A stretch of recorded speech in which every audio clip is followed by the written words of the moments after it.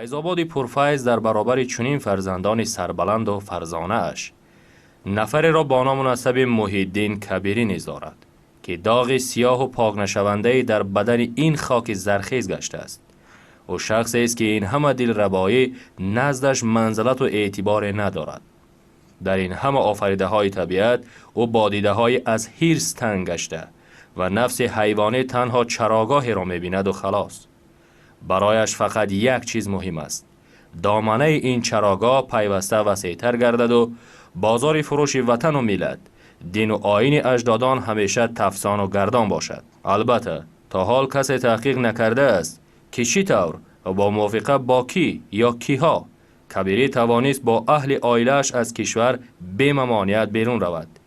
ولی یک چیز یقین است که بعد شکست خود و حزب تروریستیش چند در کشورهای منطقه پناه برد.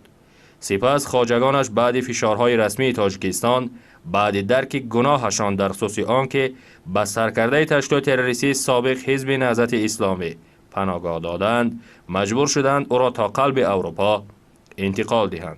کوشش و تلاش‌های زیادی به خرج داده شدند که ملا سرکرده یک تشکیلات تروریستی در نظر خارجی‌ها همچون جبر دیده، سیاستمدار مورد تعقیب قرار گرفته، گویا دموکرات و مبارز راه آزادی‌های انسان معرفی گردد. برای آنکه اروپایی‌ها به این فریبشان باور کنند، جلک نهضتی را از تنش دور کرد.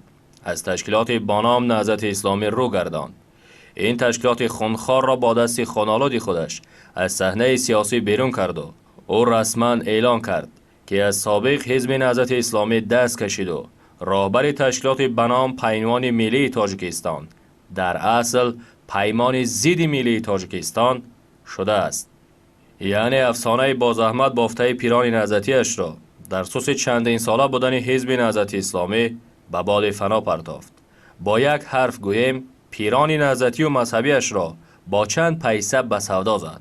من فکر میکنم که این لایحه دو خصوصیت اساسی دارد. یکی اینکه یک لایحه تجاری هست، زیرا در شرایط مهاجرت رهبریت این حزب نهضت باقی مانده های آن به خلاصه آمدن که شاید با نام های گوناگون برآمد کردن هر یک اعضایان، هر یک فعالیان، یک مکانیزمی به دست آوردن گرانت ها، به دست آوردن مبلغ ها رو فراهم میکند که از تشکیلات های گوناگونی بین خلقی، از دولت های گوناگون می شود مبلغ های گوناگون رو به دست آورد. این ماهیت تجاری است. بنابراین می توان گفت که طرح تجاری است. ولی از نظر عقیدوی و معنوی اگر گویم، من فکرم این است که تأسیس پیمان ملی تاجیکستان این فنای نهایی حزب نهضت اسلامی است. زیرا حزب نهضت اسلامی از نظر حقوقی کیها از بین رفته بود، ولی از نظر سیاسی اطلاعاتی هنوز این حزب را در فضای اطلاعاتی نگاه می داشتن. ولی با تأسیس پیمان ملی شما بینید در یک سال اخیر نام از این حزب نیست. پس می توان گفت که رهبریت پیمان ملی حزب نهضت اسلامی را خودشان به تاریخ سپاریدند و این می شود گفت که پیمان ملی یک نوع سنگ مزاری بر سر مزار حزب نهضت اسلامی است. زیرا آنها چرا به این راه رفتند؟ زیرا امروز جهانیان، جامعه بین المللی از جمله اروپایی ها ماهیت این حزب را دیگر میدونن، سابقه این حزب را میدونن. اون دیدگاه های افراطی که در طول این فعالیت معین شد، اون جنایت هایی که صادر شد برای جامعه جهانی مشخص است. روند من بعده فعالیت این تشکیلات صنعی نشان داد که کبیری تنها جیل و جهاز خر را چپه بسته است و خلاص. در اولین اقدام آشکار شد که نهضت تروریستی در کدام شکل پست عوض نکند، خواه پیمان ملی باشد و خواه دیگری دشمن ملت تاجیک باقی خواهد ماند. سرکردگان، اعضایان و مجریان آن در شخص کبیری ها، سلیمپور ها، ایوب زاده ها و داریوش ها و دیگر با آواز بلند اعلان کردند که نسل نو باسمچی می باشند و آماده اند که بار دیگر معلم و معلمه تاجیک را بوس کشند، بدا را بزنند، سرش را برند، روشنی امروز و فردای این ملت را برهم زنند و به جاهلیستان و تاریکستان قرنهای میانش تبدیل دهند. معلوم نیست که نظر قربانیان نوش را پرسیده بود یا نه، عملاً اعلان کرد که مقصد اصلی پیمان ملی تاجیکستان سفید کردن باسمچی ها و حرکت باسمچیگری می باشد. با عقیده باسمچی زمان معاصر ملا کبیری، سید عالم خان، انور پاشا و محیدین بک و ابراهیم بک، تویانقل و تاشمت و توغیسری و دیگران همه برای منفعت‌های ملت تاجیک مبارزه می بردند. نام زیباترین و موافقترین را برای این تشکیلات داداجان عطاوالله انتخاب و رسانه‌ای کرد. یوراکشر، اصطلاحی که از این بهتر را برای انعکاس حیات و فعالیت کبیری تشکیلات نوتأسیس و جاندارهای این عاقلخانه‌اش جستجو کردن لازم نیست. این آدم یک کلمه استفاده بردن، چراگاه اروپا. میدونید شاید این در مغز شما از همون یک در فیض آباد چی میگوین؟ چراگاه کشر میگوین. یوراکشر شما در اروپا تشکیل کردید. خود محیدین کبیری هم اروپا را بیهوده چراگاه نمی نامد، زیرا شیوه حیاتش قریب که دیگرگون نشده است. فقط چراگاهش را از خمخم فیض آباد تا خیابانهای به اصطلاح رنگه اروپا کوچ داد. خواجگان و مبلغگزاران و کارفرمایانش باشند همانهایی هستند که بودند. هدف و وظیفه های در نزدش گذاشته نیز تغییر نیافتند، چون پیشتره سیاه کردن حکومت تاجیکستان در نزد جامعه از واقعیت بیخبر غربی، سنگاندازی و ریختن باران حقارت و تهمت و توهین بالای سر ملت تاجیک، جستجوی راهها برای از اعتدال برآوردن وضعیت در تاجیکستان، رهگم و منقرض ساختن جوانان تاجیک و به صف تشکیلات و گروه‌های تروریستی و تندرو جلب نمودن آنها، تیار نمودن تروریستان و سفربر نمودن آنها برای عملی سازی اکت‌های تروریستی در تاجیکستان یا دیگر مملکت‌های جهان. در این راه کبیری و دمروانش با توصیه هدایتگران از دایره‌های مخصوص تنها شعارها را دیگر کردند. اگر پیشتر مبارزه زیر بیرق اسلام میگفتند، اکنون زیر لوای دموکراتیا میگویند. اگر از نقض ریش و حجاب مینالیدند، حالا از نقض آزادی بیان و حقوق انسان می سرایند. چندین رسانه به نام مستقل و آزاد در خدمتشان حاضرند. تنها بهانه می جویند که چطور برای هماندیشه و در اغوا پرکنی همبازشان ملای به زبان دموکرات و در ضمیر قاتل و تروریست را منبر دهند. چند پیش چنین راه را پیدا کردند. توسط تشکیل نمودن مناظره تروریستی رقم 1 تاجیک ملا کبیری با داداجان عطاوالله. تا جای دستاندرکاران رادیوی آزادی انیقترش، یکی از تاجیک بدبینان این رسانه با اسم مناسب سلیم ایوبزاد به مقصد خود رسید. او سابق همقدم خودش از میدان شهیدان و سرکرده تشکیل تروریستی اعتراف شده سابق حزب نهضت اسلامی را پشت میکروفون گویا دموکراتی ترین رسانه غربی آورد و کسی دعوای پیش نآورد، چون که حاجت به دعوا نماند. زار و زبون شدن کبیری به قبل خودش قدرتدار چهره سیاه این گروه را باز هم سیاه‌تر کرد. از روی حساب روزنامه‌نگار سلام‌الدین میرزا رحمتوف در رفت مباحثه ویدیویی برای داداجان عطاوالله همگی 15 و از 3 دقیقه سخنرانی، برای کبیری سرکرده تروریستان نهضتی 21 و از 3 دقیقه جدا گردید. مجری رادیوی آزادی میرزانبی خالقزاد هر دم گپی داداجان عطاوالله را میبرید. او جانبداریش را از کبیری پنهان کرده نمیتوانست. داداجان شما چه میگوین؟ جوری محترم خواهش میکنم شما یگان وقت نمیدونم برای چی سخن رقیب من نمیبرید، یگان وقت قیچی نمیزنید. یکی هر زمان هر یک جمله من حتما باید که قیچیش آزادی باشد. چون این مناسبت یگان عجیبی ندارد، زیرا دیگر برای کسی پوشیده نیست که بخش تاجیکی رادیوی امریکایی کیها به منبر اسلامی سرکرده تروریستان نهضتی مبدل گردیده است. ولی با همه تلاش‌های برنده برنامه عاید به دادن وقت بیشتر به نئو باسمچی فرنگی معاب آخرین نتوانست تیزیس ایده های در مغزش جای نموده پیران مذهبیش را به شنونده بار کند. زیرا برابر شنیدن اصطلاح سپاه از زبان رقیبش ملا کبیری مدتی در حالت لال و مضطرشوی قرار داشت. ما نمیتوانیم با حزب یا گروه همراهی کنیم که دست نشانداد خواجگان خارجی باشد.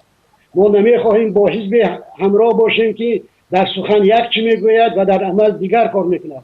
ما نمیخواهیم همراه حزب باشیم که خوجه‌اینش، من عادت کردم که حقیقت را بگم، خوجینش سپاه پاسداران ایران باشد. یکم من تکیه میکنم به همون اخباری که خودی صفانی رقیب من گفتن و اونایی که در مرز تاجیکستان بازداشت شدن یا بردن یا اینا. دوم، یک مثال کوچک، یک سر زنید به سامانه به سایت تصنیم که به سپاه پاسداران ایران تعلق دارد و در همون جا رسمی نوشته شده است که مقصد ما تشکیل سازماندهی انقلاب اسلامی در گوشه های گوناگون دنیا. اکنون ببینید اگر امروز این ساعت آنها سراسیمه‌وار شتابان کور نکنند، حذف نکنند این صحیفه ها را، قریب تمام یاران کبیری از پیمان ملی از نهضت اسلامی تاجیکستان مهمان دائمی این سامانه هستند. هر گویا که منبری همین تصنیم گویا منبری نهضت است. این هم بهترین نشان داده است. چرا مثلا تصنیف درباره یک گروه یا نفر دیگه نوشته فقط از نهضتی ها می‌نویسد؟ ملا کبیری تنها با کمک داوری برایش خودی میرزا نبی خالقزاد که پیش ادامه فاشکاری‌های دادا جان را گرفت کمی به خود آمد، لیکن ناپوره، زیرا از ضرب مشت مجازی آبدار دادا جان به قول سلام الدین میرزا رحمتوف سینری قبلا تهیه نموده کبیری در کاغذ روی میز کاری باقی ماند. همزمان نقش مربی به آزار و زیایی که از جانب کبیری تمام عمر بازیده میشد پاره پاره گشته فرو ریخت. باید گفت که چهره دروغین، گفتار کاذبانه و درویگی سرکرده تروریستان نهضتی برای افراد آگاه خیلی پیشتر آشکار شده بود و آنها از مناسبت با او و تشکیلاتی از جانب خدمات مخصوص ساخته‌اش سری و خود را کنار گرفتند. تا سال 2015 تا به اروپا رسیدن قدم رقیب من در بین مخالفان مشکلی نبود، اما برابر قدم اینها رسیدن به اروپا اولین کاری که اینها کردن مبارزه برای از صحنه راندن، برای بدنام کردن دادا جان عطاالله و دیگر روشنفکران تاجیک بود. یک چیز دیگر بگذار که من مثلا آنچنانی که اینها میگویند بد هستم، این هستم، اون هستم، جاسوس هستم، فروخته شدم، بلای بطری زیاد دیگر، اما گناهی ببینید به خاطر آنکه خطا نامه را فراموش نکنم، حفیظ بابایارو، سید محیدین دوست محمدیان، بختیار امینی، عبدالعظیم عبدالوهاب، اسفندیار نظر، گنجنه گنجاوه، هرنگول قادر و ده ها نفر دیگر که در اروپا هستند چرا به پیمان نپیوستند و حتی اون دو نفری که از روشنفکران به پیمان پیوسته بودند چند روز پیش رسما اعلان کردند که آقایان روشن تیموریان و حکیم ربینپور که ما دیگر با پیمان نیستیم. یعنی این نشان میدهد که گناه در گردن کیست و بار این ننگ بر دوش کیست. حالت روحی کبیری شهادت از آن میداد که در یوراکشرش بی سر و سامانی حکمران است و اکثریت مالهایش از اطاعت این احیاگر اعمال قتالان فرهنگ و تعلیم و معلم ابراهیم بیک و فضایل مقسوم و غیره بیرون شده ایستادند. نخست یوراکشر را به عنوان حرم سرمالای نهضت تروریستی کبیری حرمگل قادر و حمیرای بختیار خیرباد گفتند. آنها همین که وزش نسیم سبک آزادی اروپایی در بر رویشان احساس شد، نکاح صیغه با او بسته‌شان را غیر شرعی حسابیده، آزادی شپلک‌های شب پرواز خیابان‌های بنفش و نارنجی اروپا را از شاورمه مفت دسترخوان نهضت اولاتر دانستند. دوم برای ولادت دعوت میکنم، نه برام خوب میکنم. تو کاری که دستگیریم کردی هم بود. تای بدون چی دستگیری کردی؟ میلیون ها ریز افری تو فیلا دادی، دست اولگا پر کردی و در دیگه یوردم کردی؟ دوم برای ولادت.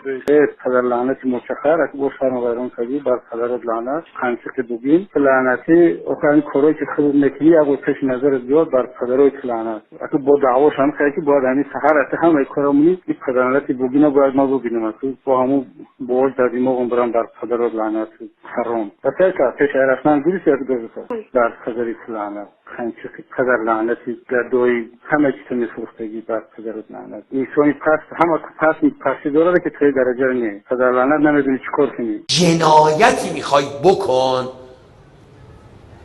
اما شب برو هیئت 2 تا حسین که گفتی ها تمام گناهانت بگو بخشیده میشه.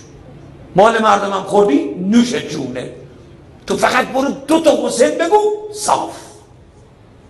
تماشابینان گرامی، در این ثبت آواز تمام اخلاق و معنویت کبیری، نفری که خود را سرکرده تشکیلات سیاسی می نامد، آشکار شده است. کجاست عقل و فراست انسانی؟ آیا نفری سالم عقلی که خود مادر، همسر، خواهر، دختر دارد می تواند چنین بد اخلاقی، چنین بد زبانی، دشنام و توهین غیر انسانی را در برابر دختر و خواهر دیگر شخصی روا بیند؟ طوری از این ثبت برمی آید سرکرده و راهنمای تروریستان نهضتی محیدین کبیری به چنین اعمال غیر انسانی قادر است. این ثبت اودیویی تمام افلاسی های صورت و سیرت او را بیرون ریخت. بار دیگر ثابت نمود که این قبیل ملا تراشان نفرت زده همان وایزان می باشند که در منبر یک سخن می گویند و در خلوت 100 کار دیگر می کنند. برای تصدیق این گفته به نوشته داداجان عطاوالله رو می آریم.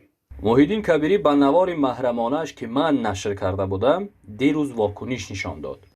او تصدیق کرد که نه تنها از این نوار آگاه است، حتی نسخه از آن را به طور پوره در دست دارد. رهبر نهضتیان گفت ما هم ملک نیستیم، فرشته نیستیم، اشتباه‌های در زندگی شخصی، سیاسی و تجارت داریم. خدا ما را ببخشد. و از خانواده خود، دوستان و پیروانش عذر پرسید. ملا دانجوان از آن بانویی که در نوار تحقیرش میکند نه حرفی گفت و نه پوزش خواست. کبیری حرم خود را خالی نماند، آن را موافق با واقعیت حیات امروزه اروپاییان پر کرد. شرق را با نهضت اسلامیش پرتافت و دامن غرب را گرفت. چندین نمایندگان اقلیت جنسی را در اطراف خود گرد آورد. به قولی اکنون آنها ریزا، ملا ریزا، اروپا ریزا. ولی بعضی آنها نیز دیر نپایستند. دیدن نفس سرمولای نهضتی سری ندارد و هنگام حساب بجز خود و اقربا جیب دیگری را نمی بیند. عطایش را به لقایش بخشیدند و راه گریز را از پیمان ملی نهضتی پیش گرفتند. اکنون در یوراکشر نوباسمچی کبیری خودش مانده است و اولادش. تروریستی در جستجو قرار داشته شانعیم کریم و 2 نفر سر به نزد بنگ و می افکنده چون تیمور ورقی و علیم شیرزمان. و روز حتما می رسد که محض همینها بره نوبتی قربانی از یوراکشرش می شوند. کبیری هرگز از اهل و عیالش قربانی نمی کند. چون این تجربه را چندین بار در حیات آزموده و عملی کرده است. مراتبه آخر بیش از 100 نفر سرکردگان هماندیشان نهضتیش را با یک اغوا کوشش تحولات ضد دولتی پشت پنجره زندان برد و به خانمان و خانه ویران کرد. ولی حالا هم باید قائل شد در حاشیه فعالیت ضد تاجیکانه‌اش نوباسمچی اروپایی محیدین کبیری قریب که چیزی را از دست نداده است. در چراگاه نوش حزب تروریستی نهضت و تشکیلات نوساخت سنی‌اش را به یک جزء تجارت خانوادگیش تبدیل داده صاحب بایگری هنگفت گردیده است. شرکت پردازگری جمعی دارای مسئولیتش محدود CMD ZAA که به نام برادرزاده‌اش کبیرزاده امام علی و خواهرش کبیر و بیبی رقیه به قید گرفته شده است. آشخانه شرقی مزه کباب در کوچه ژگلینسکا 1103 721 شهر ورشاو که فعالیت آن را برادرزاده هایش کبیرف محمد و کبیرزاده امام علی اداره می کنند. میهمانخانه 3 آشانگی در شهر کسل آلمان. автомاشین های تمغه مرسدس CLS رنگش سیاه و والکسواگن کدی رنگش کبودی تاریک. صورت حساب بانکی تحت رقمی که در نوار جایگیر شده است در بانک میلینیوم لهستان به نام برادرزاده‌اش کبیرزاده امام علی. منزل استقامتی شخصی در سراغه شهر استانبول، محله گلتپه، کوچه الگیک، بینای 1 حجره 7. داداجان عطاوالله فاش ساخت که همه این بایگری از حساب کیست و با کدام را از آن کبیری می گردد. کبیری باشد نزد فاشکاری های داداجان عطاوالله آنچنان ملزم گشت که همکاریش را با خدمات مخصوص نه تنها آشکار کرد بلکه از سراسیمگی آماده بودن خود را عاید همکاری ها با دیگر کشورها حتی دشمنان سخت‌ترین خواجگانش اظهار داشت. امروز اگر هر رسانه دیگر هم برای من فرق نداره، من با میگم رسانه اسرائیلی هم باشه منبر دیگر، من با اون صحبت میکنم. در این رابطه حق به جانب سلام الدین میرزا رحمتوف می باشد که نوشته است: در هر یک کشور متمدن حزب سیاسی که اگر رابطه‌اش با خدمات مخصوص دولت دیگر اثبات شود، آن از عرصه سیاست نابود می گردد و غیب می زند. راهبران آن باشند به جسدهای سیاسی تبدیل می یابند. عملاً محیدین کبیری بعد اینقدر شرمنده شوی‌های پی در پی یک جسد سیاسی است. با وجود این بعضی خدمات‌های مخصوص با امید از او دست کشیدنی نیستند و می‌خواهند مبلغ‌های در این لایحه صرف کردهشان را با کدام راهی نباشد جبران کنند. اکنون ملت تاجیک بار دیگر دشمنش را شناخت. دشمنی را که به قول مردمی از پاچه خودش برخاسته، دشمن عاقب پدر شده را و هرگز نخواهد گذاشت که پای ناپاک این باسمچی نابرآمد و مالهای یوراکشرش بار دیگر خاک مقدس تاجیکستان را مکروه سازند. ملت سربلند و صاحب استقلال تاجیک امروز خود را با دستان خود ساخت و فردا باز آبادتر و زیباتر می‌گرداند. بنیاد چندین نیروگاه‌های عظیمی برقی آبی، هزارها کیلومتر راه‌های آهن و اتومبیلگرد، نقب‌های قلب کوه‌ها را شکافته، شهر و دیهات معاصر و نوبنیاد، هزارها مکتب و باغچه‌های بچگانه، مؤسسه‌های طبی و فرهنگی و صدها انشاءات‌های استراحتی و فراغتی تاجیکستان عزیز ما را به گلستان تبدیل دادند. انا این است راه انتخاب کرده ملت تاجیک به سوی فردا، فردای درخشان.